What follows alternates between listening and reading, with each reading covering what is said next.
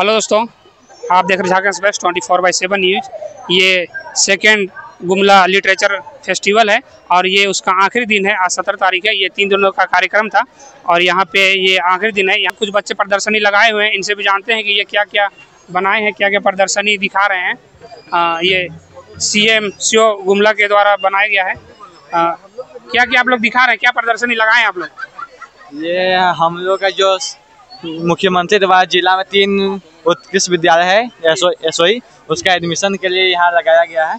Admission to SOE उसी के लिए लगाया गया है। हमारे स्कूल में आर्ट्स लैब है, प्लेग्राउंड है, हाइजीनिक शौचालय है, CCTV कैमरा है, 24/7 का बिजली है और मिड डे मील सब है बच्चों सब के लिए। जैसे कि यहाँ दिखाया है केमिस्ट्री लैब है, फिजिक्स लैब है, बायोलॉजी लैब है।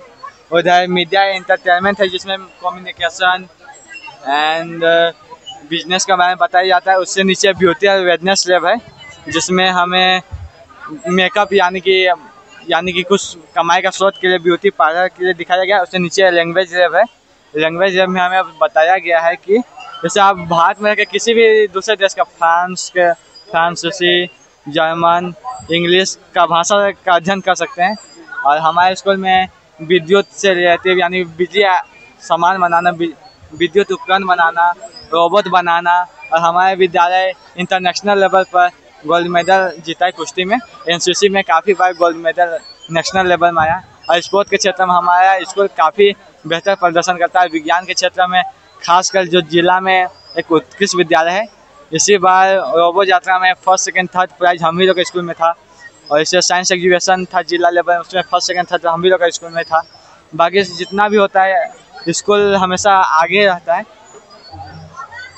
और भी यहाँ कुछ बच्चे हैं, ये भी कुछ बनाए हैं। ये क्या क्या बनाए जानते हैं इनसे? ये हम लोग का स्कूल का मॉडल है जी।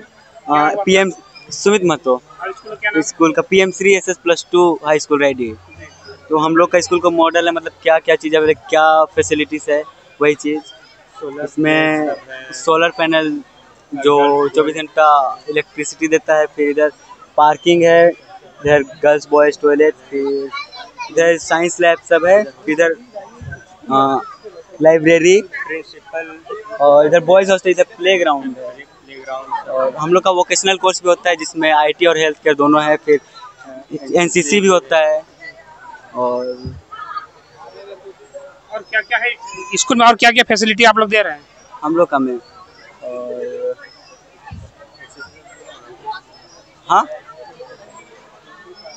और यहाँ की जो शिक्षिका हैं और शिक्षक, उनसे भी बात करते हैं।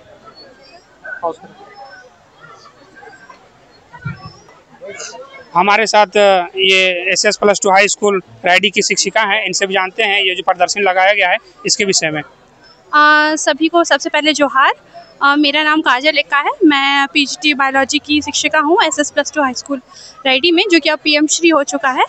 PM श्री जो हमारा इनिशिएटिव है, जो हम लोग को ये सेंट्रली फंडेड जो इनिशिएटिव है, ठीक है। इसके तहत क्या है कि जो हमारे प्रधानमंत्री हैं वो चाहते हैं कि जो NEP 2020 जो लागू हुआ था वो सारे स्कूल्स में ना अच्छे से इम्प्लीमेंट हो सके। उसके लिए उन्होंने करीबन 14,500 जो विद्यालय हैं ऑल ओवर द कंट्री, उसको PM श्री बनाने का ये निर्णय लिया गया। उसके तहत क्या है कि जो भी NEP का जो भी रूल्स रेगुलेशंस है वो वहाँ पे जो है वो सबसे पहले इम्प्लीमेंट हो। दूसरा है कि जितने भी बच्चे इन स्कूल से पढ़े उनको फ्यूचर रेडी किया जाए।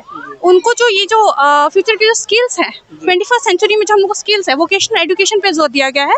साथ ही साथ जो गुणात्मक एक एजुकेशन है वो देना है, एक होलिस्टिक तरीके से ऑल ओवर डेवलपमेंट के बच्चों की तरफ देखना है। उसी के लिए क्या है कि कैंपस डेवलपमेंट, उसमें एक चीज़ आता है कि हाँ, सबसे पहले कि हम लोग को स्कूल का कैंपस डेवलप करना। हमारा स्कूल का आप कैंपस देख सकते हैं, ये हूबहू लगभग हमने वैसा ही बनाने का कोशिश किया है, ये जो मॉडल है। और ये जो मॉडल है ऐसा ही आप लोग का जो कैंपस है? जी एग्जैक्टली। कुछ चीज़ें जो फ्यूचर डेवलपमेंट्स के लिए है, जो अभी नहीं है। जो फंडिंग क्या है कि एक बार से नहीं आती, जो फंडिंग जैसा आएगी वैसे वैसे उसको और डेवलप किया जाएगा। जैसे हमारा स्कूल गेट है, उससे जब आप एंटर करोगे आपको एग्जैक्टली ऐसा ही दिखेगा। स्कूल बिल्डिंग भी बहुत अच्छा है, बाउंड्री है, प्रॉपर सारा जो फैसिलिटीज़ है, एमिनिटीज़ है, जैसे बच्चों के लिए ड्रिंकिंग वाटर का फैसिलिटी है, वॉशरूम्स है, स्मार्ट क्लासेस है और स्टाफ रूम में है। और एक ये भी चीज़ था कि जो टीचर कैपेसिटी है जो यूजुअली आप लोग देखते हैं कि सरकारी स्कूल में नहीं होता है पर्याप्त तरीके से नहीं होता है। वो भी क्या है कि हमारे स्कूल में जो है जो स्टाफ है प्रॉपर फैसिलिटी है कि सारे स्टाफ है, सारे सब्जेक्ट्स के टीचर है और प्रॉपर तरीके से पढ़ाइयाँ होती हैं, क्लास चलती हैं और वोकेशनल एजुकेशन पे बहुत जोर दिया गया है क्योंकि NEP 2020 में भी और PM श्री का जो कॉन्सेप्ट है वो भी इसी को प्रमोट करता है। तो ITS लैब्स है जिसमें बच्चे जो है वो कंप्यूटर से रिलेटेड जो है वो चीज़ें सीखते हैं, टेक्नोलॉजिकल फील्ड के लिए सीखते हैं। हेल्थ केयर का फैसिलिटी है, हेल्थ केयर लोग पढ़ते हैं बच्चे और उन मतलब समझते हैं कि हेल्थ केयर के फील्ड में आगे कैसे जाना है। और यहाँ पे लाइब्रेरी है जहाँ पे बच्चे जाते हैं, वहाँ से लाइब्रेरी से जो भी बुक्स है वो अपने फ्री टाइम में वहाँ पे पढ़ सकते हैं। प्लेग्राउंड का फैसिलिटी है, जो बॉयज़ है उनके लिए हॉस्टल का फैसिलिटी है, किचन गार्डन है वहाँ पे वो थोड़ा सा अपना जो भी कुछ है वो सब क्या बोलते हैं कल्टीवेट करते हैं अपने से जो भी है सब्जी वगैरह वो सब करते हैं। और बाकी इसमें क्या है कि लर्निंग आउटकम्स पे भी फोकस किया गया है। लर्निंग आउटकम का ऐसा है कि लास्ट ईयर जो था हमारा जो रिज़ल्ट रहा है वो बहुत ही बढ़िया रहा है। 10th में 99% रिज़ल्ट था हमारे स्कूल में। लास्ट ईयर तक आर्ट्स और कॉमर्स 12th तक था, आर्ट्स का रिज़ल्ट भी 99% रहा था और कॉमर्स में 100% रिज़ल्ट रहा था। सभी बच्चे जो थे फर्स्ट डिवीज़न से भी पास हुए थे। और लास्ट ईयर से ही हमारे स्कूल में भी साइंस का जो फैकल्टी है वो आ गए हैं, तो साइंस का भी अब स्ट्रीम जो है वो शुरू हो चुका है हमारे स्कूल में। और बस तो आप लोग का जो मुख्य जो फोकस है वो बच्चों को शिक्षा के साथ में कौशल से जोड़ना है। जी, शिक्षा के साथ कौशल को जोड़ने का जो है वो हमारा मुख्य ये है और साथ ही साथ जो है एक बहुत ही क्या बोलते ओवरऑल डेवलपमेंट करना बच्चे का, सिर्फ पढ़ाई पे ही नहीं बाकी अदर एक्टिविटीज़ जो है वो भी बच्चे उस पर भी बेहतर करें और एक ओवरऑल डेवलपमेंट हो सके बच्चों का। एक्स्ट्रा जो करिकुलम एक्टिविटी है उसमें भी आप लोग का फोकस है। जी बिल्कुल, स्कूल में एक्स्ट्रा करिकुलर एक्टिविटीज़ होती भी हैं, बहुत सारा कल्चरल प्रोग्राम होता है। इंडिपेंडेंस डे के अवसर भी हम लोग सेलिब्रेट करते हैं, रिपब्लिक डे के दिन भी जो है वो सेलिब्रेशन होता है, परेड होता है। NCC है हमारे स्कूल में, तो NCC कैडेट्स के द्वारा भी प्रदर्शनी जो है परेड वगैरह वो सब भी कराया जाता है। धीरे धीरे अब सब कुछ शुरू हो रहा है। और तो जैसा कि आप बताएं कि ये जो आपको स्कूल कैंपस है इसमें जो लड़कों के लिए जो आवास है रहने के लिए हॉस्टल है लेकिन बच्चियों के लिए नहीं है। सर अभी के लिए तो सर वही है, बच्चों के मतलब लड़कों के लिए ही है। बच्चों के लिए भी अगर फ्यूचर में अब देखा जाए कि प्रबंध हो सके तो बिल्कुल वो किया जाएगा। तो आपका विद्यालय जो है कोविड विद्यालय है लेकिन उसमें बच्चियों के लिए जो हॉस्टल का सुविधा आप लोग इस विषय में अधिकारी को अवगत कराए हैं? इस बारे में तो मतलब बताया गया होगा। ऐसे हम भी क्या बोलेंगे, हम ज़्यादा समय नहीं हुआ है मेरी ज्वाइनिंग को, तो मेरे जानकारी में जितना है वो अभी यही है कि बॉयज़ का ही हॉस्टल है। गर्ल्स के हॉस्टल के लिए अभी तक ऐसा बात तो हुआ है, पर क्या अधिकारियों तक ये बात पहुंची है नहीं पहुंची है इसका तो मेरे को आपका जो विद्यालय है इसमें रेशियो क्या है, बॉयज और गर्ल्स का रेशियो क्या है? गर्ल्स और बॉयज़ 60:40, 60% गर्ल्स है और 40% बॉयज़ का। तो आप बता रही है कि बॉयज का जो रेशियो वो कम है। हाँ, बॉयज़ का रेशियो जो है वो कम है और गर्ल्स का जो रेशियो है वो ज़्यादा है। तो और जगह हम लोग देखते हैं और विद्यालय में देखते हैं कि बॉयज ज़्यादा होते हैं गर्ल्स कम होते हैं, लेकिन आपका विद्यालय में ऐसा मामला देख रहे हैं कि गर्ल्स ज़्यादा हैं बॉयज कम है। सर एक रीज़न तो ये भी हो सकता है कि आसपास भी बहुत सारे स्कूल्स हैं तो वहाँ पे भी बच्चे जाते हैं।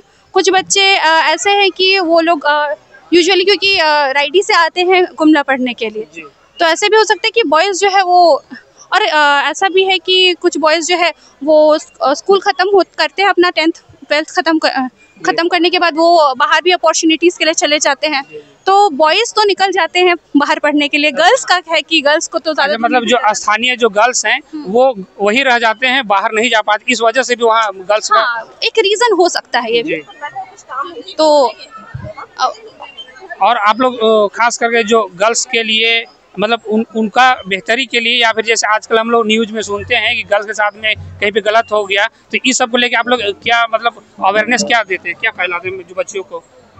बच्चियों के लिए काउंसलिंग सेशंस होते हैं, काउंसलिंग होते हैं। हम लोग उनको बताते हैं कि अभी जो भी है किशोर अवस्था के बारे में बताया जाता है, उनका प्रॉपर एक क्लास होता है और उनको समझाया जाता है। ऐसे केसेस भी जो भी आते हैं तो उसमें हम लोग बच्चों को समझाते हैं कि ये जो भी कुछ है ये बालावस्था से आप लोग किशोर अवस्था में गए तो ये सारी चीज़ें होती हैं, नॉर्मल है।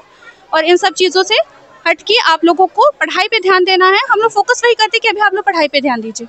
जो आप पढ़ाई कर लोगे आपका जो लाइफ है वो आप आगे जा कर के अच्छे से बना सकते हो और अभी जिस स्थिति पे आप लोग अपनी स्थिति बेहतर कर सकते हो, तो ये चीज़ हम लोग समझाने की कोशिश करते हैं कि वो ज़्यादा इधर उधर के रास्ते पे नहीं भटके और जो है पढ़ाई पे अपना फोकस करके लाइफ में आगे बढ़े।